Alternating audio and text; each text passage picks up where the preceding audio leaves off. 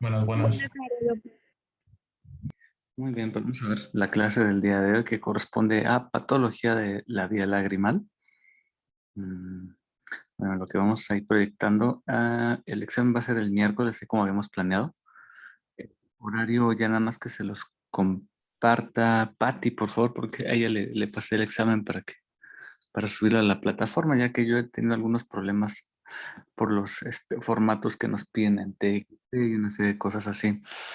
Eh, entonces, nada más por favor ahí confirmen la hora con ella. Yo les sugerí que fuera a las 3 de la tarde, pero para que sea la misma hora de la clase y no se les vaya a encimar con alguna otra actividad. Este, Ok, entonces, y nada más, bueno, pues vamos a empezar el día de hoy con lo que es la parte de vía lagrimal. Ya habíamos visto previamente en la parte de anatomía, en la parte de incluso de fisiología, lo que corresponde, pues algunas de las situaciones más comunes, el mecanismo de funcionamiento, cada vez que parpadeamos, cada vez que hacemos que haya un estímulo reflejo para la vía lagrimal. Entonces, pues realmente aquí puede haber una serie de patologías bastante interesantes y a veces pues es necesario ver el ojo, tocarlo, pues para poder hacer los diagnósticos diferenciales específicamente, diferenciar entre un proceso de conjuntivitis simple a un proceso de vía lagrimal o un proceso como veíamos en la clase pasada, que se relacione directamente a lo que es la parte preceptal o la parte orbitaria, ¿no? Entonces, este es un caso clínico, es un masculino de 47 años. Como antecedentes de importancia, pues únicamente tiene el antecedente de diabetes tipo 2 de 5 años de diagnóstico. Y pues bueno, él acude a consulta, como nos puede llegar a cualquiera por dolor y edema en el párpado inferior izquierdo de 3 días de evolución. Entonces, a ver, más o menos me gustaría que me dijera, a ver, mm, a ver, vamos a empezar con Daniel Villa. A ver, ¿cómo harías el abordaje con este paciente? ¿Qué otra cosa le preguntarías? O ya con eso, ya así, ¿qué le explorarías? O cómo enfocarías ahí tu valoración en este paciente? Perdón, es que se me trabó.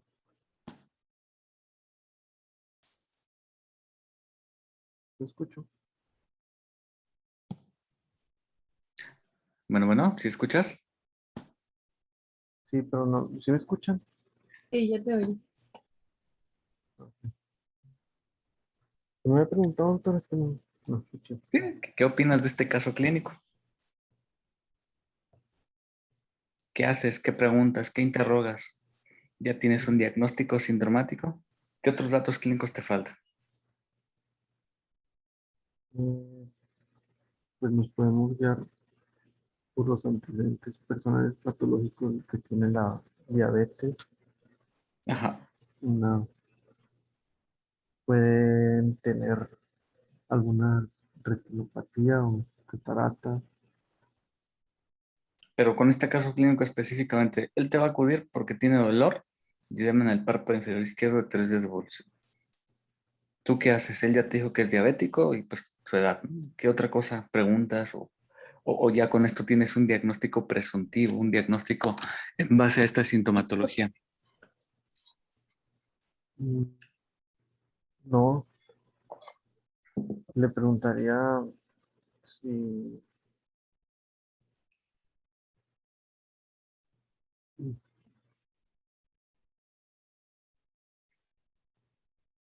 desde la antigüedad que tiene.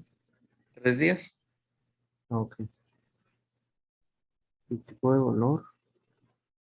¿Ok? Dice que tiene dolor, o sea, que le duele el párpado.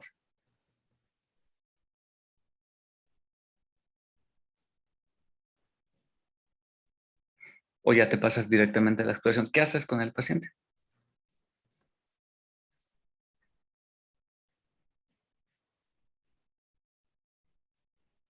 mm,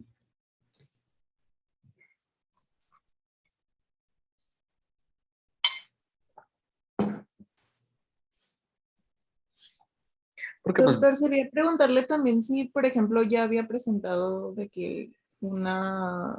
cuadros previos, sí, pues es una buena Ajá. pregunta. Sí, porque hay pacientes que tienen alteraciones de la vía lagrimal y de repente tienen una fase de mejoría, incluso porque ya recibieron tratamiento y otra vez vuelven con un cuadro recidivante, ¿no? Recurrente. Ok, pues haz de cuenta, sí, ya tiene cuadros previos, ¿no? Hace un año tuvo un cuadro igual. Ok, ahora, ¿qué hacemos con él?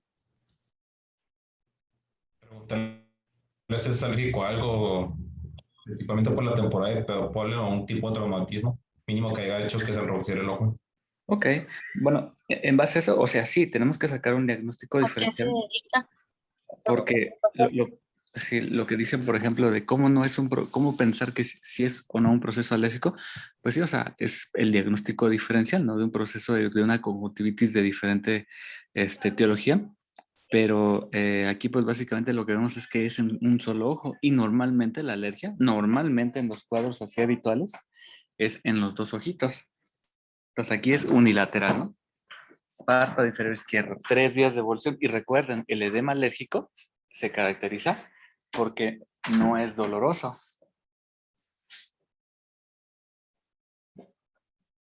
Y pues sí tiene dolor. Os quedaría preguntar si estaba expuesto a algún tipo de irritante. Ok, pues, pues no, no tanto. Ok, pero bueno, entonces ahora, ¿qué hacemos? ¿Qué hacemos con él? ¿Qué le preguntan o qué le interrogan o qué pruebas le hacemos? O para poder La agudeza saber. visual. Ok, bueno, sí, muy bien. La agudeza visual. Normalmente los procesos con dolor, normalmente cuando es un dolor importante, pues sí va a tener una disminución de la agudeza visual. O sea, sí, entonces recuerden, en base a la exploración, sí, lo que sigue es tomarle la agudeza visual para saber hasta dónde alcanza a ver. Hay pacientes que aunque tengan dolor, la agudeza visual es conservada, pero no es así en todos, ¿no? Entonces, pues bueno, básicamente no hay que olvidar dentro de la parte de interrogatorio exploración, pues esto, o sea, los antecedentes en base a que si es diabético. El otro en el que decían que si ya tiene cuadros recurrentes o ha tenido cuadros previos también es muy importante. Ya lo que sigue, pues es directamente, o sea, si ya tenemos más o menos algún dato así como, o que nosotros consideremos que ya en la parte del interrogatorio, pues entonces ya vámonos a la parte de exploración. Y en la exploración, pues sí, o sea, ya sería la agudeza visual. Y después de ahí, ¿qué haríamos? Tomamos agudeza visual y supongamos que pues está prácticamente similar o a lo mejor tiene una disminución de una línea comparado con el otro ojo, ¿no? Y luego, ¿qué sigue?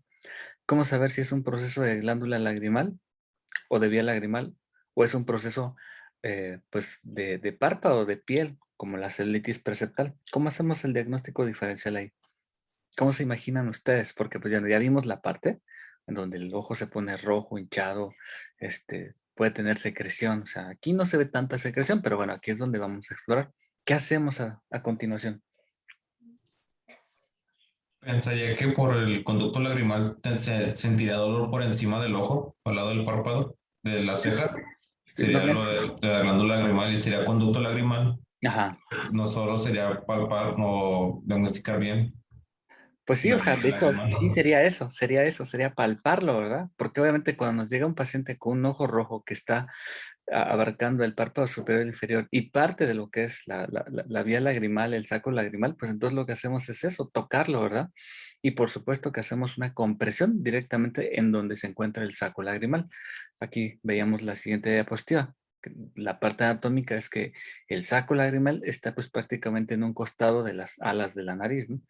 Entonces, en lo que es el dorso, las alas, pues ahí hacemos una compresión digital y muchas de las veces los pacientes pues van a tener un reflujo de material purulento.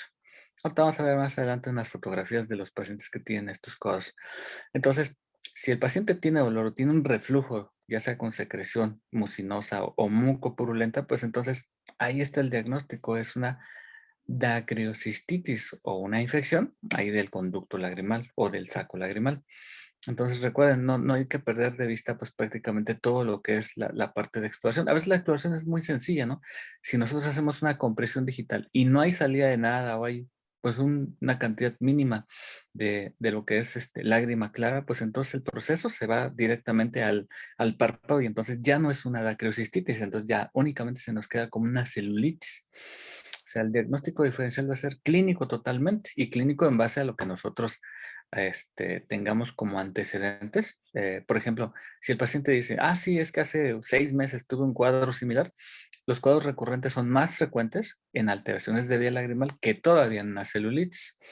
en la celtis recuerden que puede ser pues, la vía de entrada por piquete de un insecto o por alguna lesión externa. Entonces, si no refiere nada de esto y apareció súbitamente y ya lleva varios días, pues muy seguramente nos vamos a inclinar por lo que es una alteración de la vía lagrimal. Pero para esto tenemos que revisarlo, tenemos que tomar la agudeza visual, tenemos que hacerle una compresión digital a este nivel para ver si hay algún tipo de reflujo. A veces los pacientes no tienen un reflujo tan claro, pero obviamente, o sea, la inflamación y la hinchazón está directamente sobre esta área. Les digo, más adelante vamos a ver unos ejemplos. Les puse esta otra fotografía porque esta es un poco más general. O sea, aquí no se ve tan hinchada la zona del párpado o de lo que es más bien la vía lagrimal. Se ve más hinchado el párpado superior e inferior, pero de alguna forma, al hacerle la compresión, aquí sí hubo un poco de secreción. Entonces, nunca hay que perder de vista qué involucra la anatomía de la glándula, de lo que es la vía lagrimal. Entonces, la vía lagrimal va a tener dos sistemas, uno de producción y uno de drenaje. Recuerden que el de producción va a estar dado por lo que es las glándulas lagrimales que ya vimos en las clases anteriores, y la vía de drenaje va a constar, aquí lo vamos a poner, por los puntos lagrimales, que son dos, superior e inferior, los canalículos, que también son superior e inferior, el saco lagrimal, que es en donde van, pues básicamente a drenar como vía lagrimal, ya como tal, principal, y el conducto lacrimal.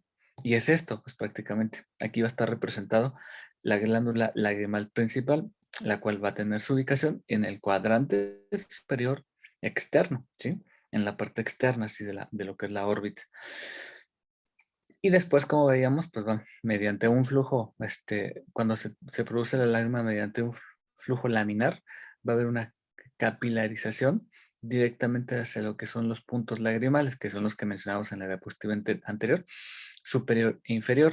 El drenaje principal, por gravedad, obviamente va a ser llevado a cabo mediante el punto lagrimal inferior, que aproximadamente las bibliografías nos dicen que nos va a drenar hasta 80 o 90% de lo que es la lágrima. Y el superior, pues bueno, es con un apoyo, ¿no? O sea, pues para que prácticamente no tengamos una sobreacumulación de lágrima solamente en el inferior. Y después de ahí, pues ya siguen los canalículos, que son el superior e inferior, que miden aproximadamente 8 milímetros, y de ahí convergen en un punto en común, que va a dar directamente al saco lagrimal, que mide aproximadamente 10 milímetros, y que después va a converger hacia el conducto nasolagrimal, ¿sí? Que es el que prácticamente va a llegar hacia las narices, se va a ir absorbiendo por los meatos, y bueno, que de alguna forma pues es nuestra vía normal, natural, va a tener aproximadamente 12 milímetros, y de aquí pues hay una pequeña válvula de Hasner que va a impedir pues que haya un flujo continuo, y pues básicamente haya una rinorrea secundaria a lo que es el flujo de la lágrima, ¿no? Entonces esta estructura está cerrada y normalmente bajo ciertas condiciones, presión, sonarse las narices, y si no, pues se va a ir reabsorbiendo directamente hacia el resto de los meatos. Ahora, esto ya lo vimos, pero es como para tomarlo en cuenta porque realmente aquí ya está más aplicada la parte clínica. ¿Cómo se lleva a cabo el bombeo lagrimal? Pues cada vez que tenemos un mecanismo de parpadeo, pues entonces va a llevarse a cabo un flujo que va a ser producido mediante dos tipos de estímulos, uno que es el reflejo y otro que es el inducido. Pero bueno, todo lagrimeo, pues las lágrimas van a fluir a lo largo de las franjas marginales superior e inferior, que son estas que vemos acá. Cada vez que parpadeamos, entonces va a haber un flujo de lágrima, cada vez que parpadeamos y el párpado nos alimenta a la córnea. Entonces, este flujo de lágrima va a ir por toda esta zona, por todo este margen inferior, para terminar reabsorbiéndose aquí. Pero entonces, van a entrar a los canalículos, y entonces ahí es donde ya entra directamente la participación de los músculos orbiculares. ¿Por qué? Porque cada vez que hacemos el mecanismo de parpadeo, entonces el músculo orbicular va a oprimir las ampollas y va a cortar los canalículos horizontales y va a desplazar los puntos lagrimales medialmente para tener una mejor captación de lo que es la lágrima. Entonces la parte lagrimal del músculo orbicular preceptal unida a la fascia del saco lagrimal se contrae y expande el saco. Entonces cuando se abren los ojos, entonces los músculos se relajan y va a reiniciar el ciclo, ¿sí? Entonces pues prácticamente esto es lo que nosotros hacemos. Cuando nosotros queremos hacer pruebas para ver el funcionamiento de ojo seco, tenemos diferentes pruebas, que son las pruebas de tiempo de ruptura lagrimal y la prueba de Schimmer, que pues es la que nos va a dar pues prácticamente la función lagrimal principal, ¿no? Entonces, cuando nosotros hacemos una tinción con la fluoresceína, lo que vemos es prácticamente cómo se van a formar los márgenes, así, de película lagrimal que van a ir directamente hacia los conductos lagrimales. Es mucho más grande el flujo lagrimal en la parte inferior que el de la parte superior, pero en términos generales no debe tener un flujo o no debe tener una ampolla, si nosotros le llamamos una ampolla mayor a 0.5 milímetros. De lo contrario, entonces nos habla de una hiperproducción de lágrima, ¿no? Pero bueno, ejemplo de este es un ojo lloroso, porque aquí tenemos un menisco lagrimal bastante elevado. Y aquí, bueno, aunque está conservado, pero la mayor parte del flujo quedamos que se va a reabsorber a través del punto lagrimal inferior. Entonces, este es un ojo lloroso. Cuando nosotros ponemos la luz azul, entonces estamos ejerciendo un mecanismo físico que se conoce como la fluorescencia, en el cual va a haber una estimulación de una longitud de onda específica, que son 480 nanómetros, y cuando lanzamos el estímulo con la fluoresceína, entonces nos va a dar una coloración con una longitud de onda más alta, que es lo que va a hacer que las estructuras se tiñan y se vean de un color diferente. Entonces, este es un ojo lloroso, en el cual pues nuestra primera causa es que o haya una hiperproducción de glándula o de lágrima, o dos, una disminución del funcionamiento del mecanismo de drenaje de lo que es la vía lagrimal. Entonces, nuestras causas, así como veíamos, son una, la hipersecreción; dos, un drenaje defectuoso; y tres, un fallo en la bomba lagrimal. Entonces, nuestras causas de hipersecreción, pues puede ser que haya una inflamación ocular que puede ser secundaria a algo ambiental, polvo, sol, problemas de superficie. Por ejemplo, los pacientes con artritis reumatoide pues van a tener la tendencia a que se produzca un ojo seco, y por el mismo mecanismo de compensación, entonces haya una hipersecreción o una hiperestimulación de la glándula lagrimal. El frío también es una causa de ojo lloroso, ¿no? Ahora, un drenaje defectuoso puede ser por una obstrucción de la vía lagrimal o por una malposición palpebral. Cirugías, eh, trauma, son de las principales causas que nos van a ocasionar malposición de lo que es el punto lagrimal. Pero bueno, no es el único, también tenemos a veces malformaciones congénitas que van a ocasionar que haya por ejemplo, uno de los más comunes, el ectropión o el entropión, en el cual el párpado va a ir hacia afuera o va a ir hacia adentro, ¿no? El fallo de la bomba lagrimal y, por supuesto, una disrupción del menisco lagrimal por la presencia de una conjuntiva redundante. Sí. Ahora, las anormalidades del drenaje lagrimal pueden ser funcionales, anatómicas, congénitas o adquiridas, que es lo que habíamos comentado. Bueno, esto también ya lo vimos.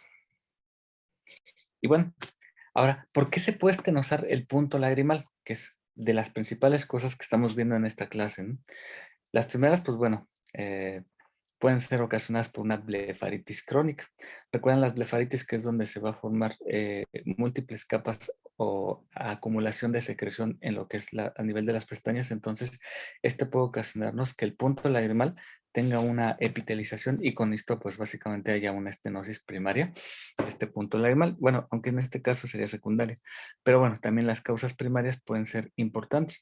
Hay pacientes, por ejemplo, en los bebés que pueden cursar por una estenosis primaria idiopática, es decir, cuando los bebés son muy pequeños también van a tener una alteración en lo que es el drenaje por una estenosis de lo que es el conducto o los puntos lagrimales. Las infecciones palpebrales por múltiples causas, entre ellas por el virus del herpes simple o el herpes zóster, también nos puede ocasionar una epitelización y cierre de esos puntos lagrimales. Pacientes que son sometidos también a radiación, ya sea sistémica o por irradiación de tumores palpebrales, también pueden ocasionar estos cuadros. Las conjuntivitis cicatrizales, ocasionadas principalmente por tracoma, y algunas patologías sistémicas, como por ejemplo las porfirias o las acrodermatitis, también nos pueden ocasionar un cierre de lo que es el punto y el conducto lagrimal. Pero bueno, básicamente para poder identificarlo, lo que decíamos, hay que observarlo, hay que tocarlo, hay que interrogarlo, ¿no? Y el tratamiento, bueno, de inicio, pues va a ser dilatación del punto lagrimal o una puntoplastía, que es pues básicamente el tratamiento inicial. ¿En qué consiste la puntoplastía? Cuando nosotros tenemos un cierre de lo que es el punto, pues entonces nuestro objetivo principal pues va a ser abrir el punto. La forma de hacerlo es mediante la aplicación de anestésico tópico y la colocación de una pequeña guía con una punta, Roma por supuesto, que se va a encargar de hacer una dilatación del punto. Entonces nos vamos 2 milímetros hacia esta dirección y una vez que ya llegamos al canalículo o al punto lagrimal así superior e inferior, entonces vamos a invertirlo o a moverlo horizontal, ponerlo de forma horizontal y meterlo, pues prácticamente para ocasionar que haya un destape del drenaje, ¿no? Y después de esto, pues hacemos algunas pruebas en las que colocamos, como veíamos en la diapositiva del ojo que está con la luz azul cobalto, ponemos un poco de secreción, de coloración, y entonces analizamos con un cotonete si hay reflujo o si hay pues prácticamente una salida de material que se tiña, ¿no? Ahora, ¿cómo lo hacemos? Colocamos un poco de analgésico o anestésico en el hisopo y lo colocamos adentro de la nariz para llegar directamente hacia los meatos en donde va a estar drenando pues prácticamente la vía lagrimal, ¿no? Esta prueba se conoce como una prueba de Jones y va a ser positiva cuando tiene una tinción directamente sobre el cotonete y sabemos que está permeable, y va a ser negativa cuando tenemos algún grado de obstrucción. Cuando nosotros liberamos el punto lagrimal y tenemos pues prácticamente una salida y manchamos el cotonete con el colorante amarillo, pues entonces la vía está permeable. Pero en los casos en los que destapamos los puntos lagrimales, colocamos el colorante y no hay una tinción directamente sobre el hisopo, pues entonces tenemos una obstrucción. Y aquí es donde nosotros debemos valorar si la obstrucción continúa en la parte superior, es decir, a nivel de los canalículos o a nivel de lo que son los puntos lagrimales, o nuestra obstrucción va a estar a nivel de lo que es el conducto ya nasolacrimal como tal, ya sea a nivel de las glándulas o a nivel de las paredes, o a nivel de lo que son los puntos así, los canalículos superiores o inferiores. Es decir, pues a veces la obstrucción se encuentra más acá y a pesar de haberles realizado el drenaje o la puntoplastía, pues no tenemos una buena respuesta, ¿no? Ahora, ¿cómo lo hacemos? Pues colocamos y canalizamos, como ya vimos, el conducto lagrimal, ya sea superior o inferior, y lanzamos un poquito de solución con la pintura o con la fluoresceína. Cuando nosotros tenemos pues prácticamente nuestra opción, pues vamos a tener que determinar a nivel de dónde se encuentran, ¿no? Entonces, como para hacer la diferencia. Si, por ejemplo, nuestra obstrucción estuviera todavía en la parte superior, entonces lo que vamos a hacer pues es una puntoplastía. ¿Qué quiere decir esto? Que vamos a agrandar de forma quirúrgica el punto lagrimal. Vamos a colocar un poco de anestésico con lidocaína, así, con una pequeña inyección a nivel de esta área, porque vamos a cortar las paredes para agrandar este punto de tal forma que nos quede así. Entonces va a generar un proceso de cicatrización y va a quedar un punto amplio con la finalidad pues de que tenga un mejor drenaje. Las puntoplastías pues normalmente las reservamos para los pacientes cuando logramos hacer una detección de que pues la obstrucción está arriba, ¿verdad?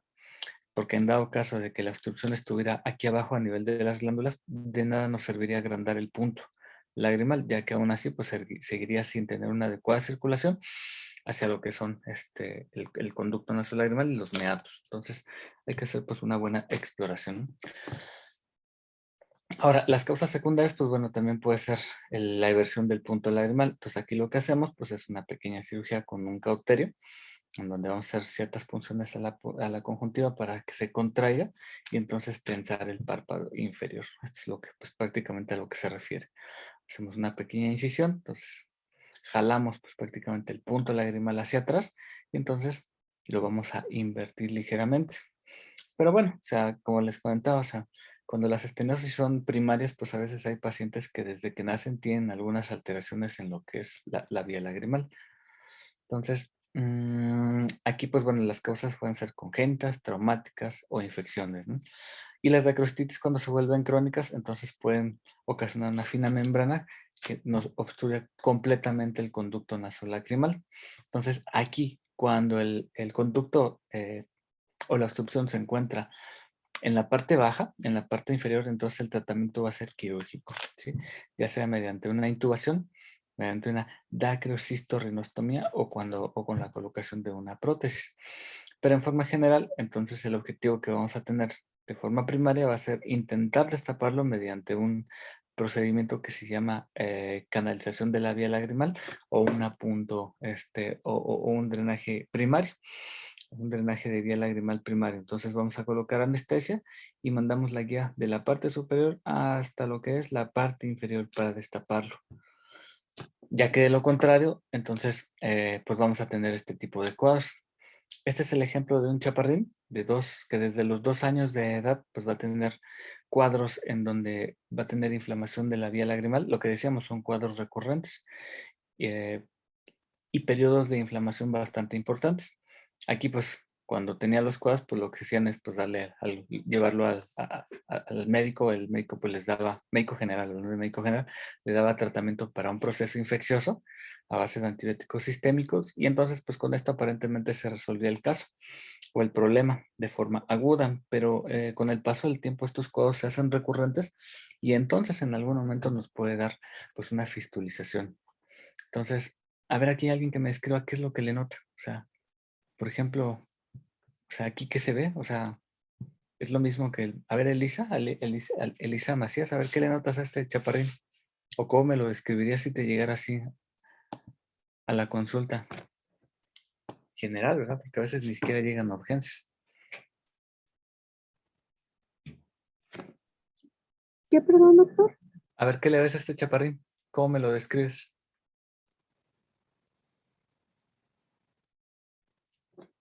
Aquí ya está la historia. Secreción desde los 2 años de edad, tiene cuadros de exacerbación, especialmente cuando se presentan cuadros gripales. ¿Qué tiene?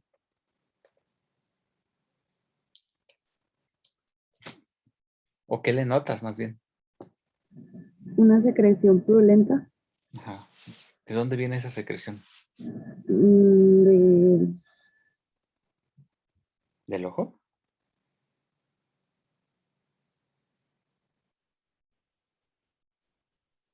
¿De la vía lagrimal? de la vía. Pero recuerden que la vía lagrimal, o sea, inicia en los puntos lagrimales. ¿De dónde viene esta secreción? ¿Viene de los puntos lagrimales?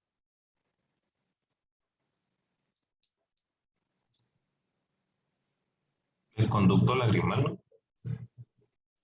Del conducto, sí, pero con el conducto, los conductos empiezan a partir de los puntos. Y después ya se siguen los canalículos. Y después ya sigue el saco. ¿De dónde viene esta secreción? Bueno, uno pudiera pensar que a lo mejor viene de acá y pues bueno, aquí se limpió y aquí ya no, pero no, sale de aquí. ¿Qué hay aquí? Esta es la vía de salida. Aquí lo que hicimos fue que me mandaron este chaparrín, presente porque en sus cuadros gripales tenía esto, ¿no? Y al revisarlo, cuando llegó, pues no se le veía absolutamente nada, se veía como el otro ojo. Pero al darle o hacerle la digitopresión, entonces cuando vemos, tuvo salida de esta secreción así, así como se ve, o sea, realmente la mamá nos autorizó así tomarle la foto, porque es muy representativa de pues no de una complicación, pero sí de un cuadro crónico que, o sea, realmente no se trató y que pues se dejó avanzar hasta este nivel, ¿no? Entonces llegas, le oprimes con el dedo aquí en lo que es en la orilla, en lo que es el ala de la nariz y tiene todo este reflujo, ¿no? Toda esta salida. Entonces, ¿de dónde viene esta pus? Porque es pus, así literalmente, ¿no? ¿No sería el canalículo inferior? Pues los canalículos, pues recuerdan así más o menos 8 milímetros, aquí convergen y aquí más o menos ya se encuentra parte del saco lagrimal. Entonces, lo que pasó con este pequeño es que hizo una fistulización, hizo una fístula hacia la piel, se abrió y entonces pues prácticamente ya por aquí drenaba, ¿no? Y obviamente, o sea, desafortunadamente pues son pacientes que ya hasta se conocen, ¿no? O sea, tienen cuadros así donde se inflama y pues nada más se apachurran la nariz o se apachurran aquí la orilla y pues aquí a través de este mecanismo drena, ¿no? Pero pues bueno, la verdad es que no es necesario que los pacientes lleguen digamos, hasta que hagan estos cuadros, ¿verdad? O sea, se les puede intervenir de una forma, pues, más oportuna porque, bueno, o sea, afortunadamente, pues, tuvo una fistulización. No sé qué tan dolorosa haya sido para el pequeñín, pero en un adulto duele y duele horrible, ¿verdad? O sea, por ejemplo, o sea, ellos son trastornos congénitos en donde nacen con una serie de moco. A veces se atrapa incluso hasta parte de lo que es el líquido amniótico y hay que ponerle algunos masajes y ponerle compresas calientes para ayudarle a que drene, ¿no? Pero si este tipo de pacientillos, pues es preferible evitar que lleguen hasta estos niveles, ¿no? Pues si tiene una dacrocistitis crónica y pues ya fistulizada hacia lo que es la parte externa y de la piel, ¿no? Ahora, ¿por qué no? Porque ya cuando le llegan así, ya cuando le llegan así inflamados o ya con un granito, por así decirlo, ya lo mejor sería reventarlo, por así decirlo. Normalmente, o sea, sí lo puedes reventar cuando el paciente tiene demasiado dolor. Ahorita vamos a ver otro ejemplo de cuándo sí picarlo, porque obviamente lo que nosotros queremos es evitar la fistulización, ¿sí? A veces las fístulas se abren y nos deja una contracción así muy grande de lo que es el párpado inferior. Entonces, pues a veces va a ocasionar lo que decíamos en las diapositivas previas, ¿no? O sea, una eversión así forzada por el mecanismo de cicatrización. Pero bueno, en estos casos, por ejemplo, si son bebés, pues no vale la pena picarlos. Aquí hay que darle tratamiento a base de compresas calentito o algún material así que sea caliente y algunos masajes para pues hacer que se drene, ¿no? Entonces, en la diapositiva así del bebé, que ahorita veíamos recién nacido, pues es una canalización así retrasada del conducto nasolagrimal. Entonces aquí pues los signos epífora, pestañas y reflejo de material purulento por el punto lagrimal, así como por ejemplo estos. Aquí pues de hecho ya tiene un punto donde pues ya se hizo una pequeña fístula, ¿no? Pero bueno, dentro de lo que cabe pues tampoco es necesario abrirlo y hacerle pues una herida así bastante grande para drenarlo, ¿no? O sea, definitivamente el tratamiento conservador pues va a ser lo mejor.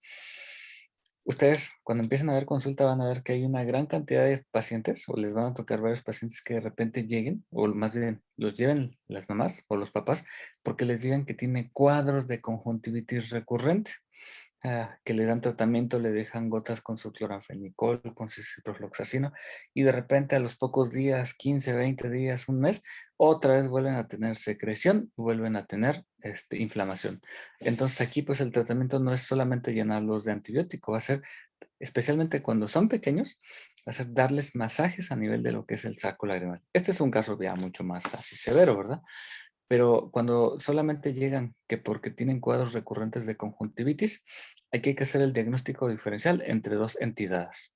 Entre el epibléfaro, que es la diapositiva que vimos en la clase pasada, en donde va a haber un contacto de pestañas, y dos, una estenosis congénita de lo que es la vía lagrimal. Entonces, en la vía lagrimal, especialmente cuando los bebés son de meses, hay que darles masaje, masaje, masaje, porque ese va a ser el 90% del tratamiento en los pacientes. El dacrocele congénito es como el que vemos acá, una colección de líquido amniótico o moco en el saco lagrimal causada por una válvula de Hasner imperforada. Entonces, se va a presentar como una tumefaction quística azulada en el área del canto medio o por debajo de ella. Entonces, no lo olviden, pacientes como estos, o sea, pues básicamente a lo mejor ellos sí requieren una dacrointubación, pero si solamente se encuentran en la parte inicial donde los pacientes son llevados por los papás, ya que presentan cuadros recurrentes de secreción y lagrimeo, entonces el tratamiento es darles masajes, masajes a este nivel 6, 8 veces al día, de tal forma que ayuden a que toda esa secreción que se va volviendo mucosa, mucoide, pues básicamente tenga una mejoría en su secreción o en la circulación. Entonces, 90% de los pacientes tienen una resolución solo con los masajes. Y si tiene mucha secreción, pues sí podemos dejar un ciclo antibiótico corto con cloranfenicol, ciprofloxacino o cualquier grupo de antibióticos durante unos 4 o 5 días. Pero si solamente ponemos antibiótico y no hacemos masajes, entonces va a volver a tener un nuevo cuadro al pasar un mes o dos a lo mucho. Bueno, pero bueno, hay algunos pacientes que van a desarrollar cuadros crónicos, ¿verdad? En donde una vez que tocamos así los puntos lagrimales, pues hasta vemos cómo se asoman estas pequeñas piedras, que son las canaliculitis crónicas. Bueno, aquí está. Sí, entonces, esta es una patología que también va a estar ocasionada por, pues, no deja de ser bacterias por actinomyces y se presenta como epífora asociado con una conjuntivitis mucopurulenta crónica. Entonces, aquí los signos, pues va a ser que cada vez que oprimamos el punto lagrimal, pues va a ser secreción supurante o cuando haya más inflamación, entonces, pues va a ser pequeño edema, secreción o incluso lo que veíamos ahí. Incluso como una pequeña secreción dura, así como si fuera pues una pus ya totalmente calcificada, ¿no? Y bueno, estos son los cuadros que nos van a llegar. En pacientes que tengan cuadros crónicos, normalmente a veces no tenemos tanto como un edema, así como veíamos en los bebés, sino más bien cuadros de ojo rojo, dolorosos, con